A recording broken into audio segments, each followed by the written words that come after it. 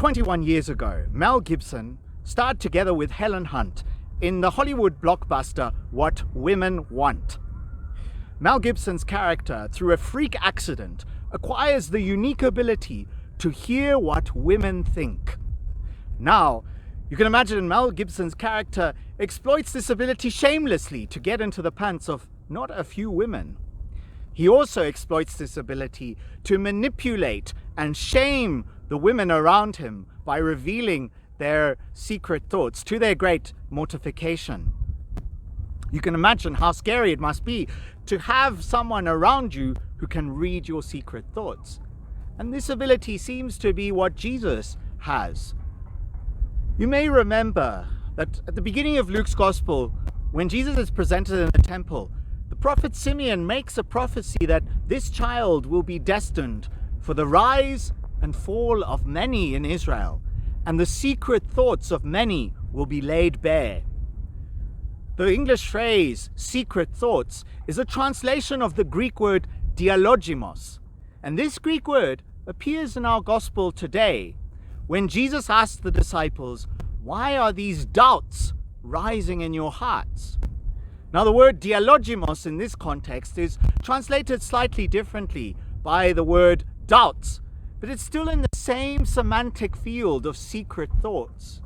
You can imagine how scary the risen Christ must be now to the apostles with this ability to interpret their secret thoughts and what is going on in their minds. This ability, connected with the propensity of the risen Christ to appear and then simply disappear as he wills, might be what led the apostles to interpret Jesus' apparition as the appearance of a ghost, and hence their fear and terror. In the Shona culture, there are all the right ingredients for Jesus' death to be interpreted as, and resurrection to be interpreted as, the coming back of an avenging spirit, an ngozi. There is enough hatred, enough betrayal, enough guilt, enough downright violence and jealousy to warrant Jesus coming back as an ngozi, an avenging spirit. And this is perhaps why the apostles greet the appearance of Jesus with fear, worrying and terrified that Jesus has come to recriminate them for their lack of courage, for having abandoned him during his passion.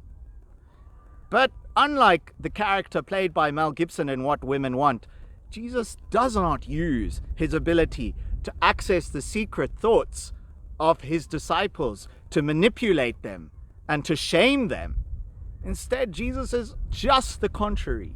We see an infinite gentleness in Jesus, a desire to put their hearts at peace, which is why the first words out of his mouth are, "Peace be with you." And when the apostles are still terrified, Jesus tries to console them and drive home to them that he is not a ghost, and asks for a piece of fish and eats it. And when even this fails to satisfy them, Jesus pleads with them and says, "Can't you see? It is me, myself.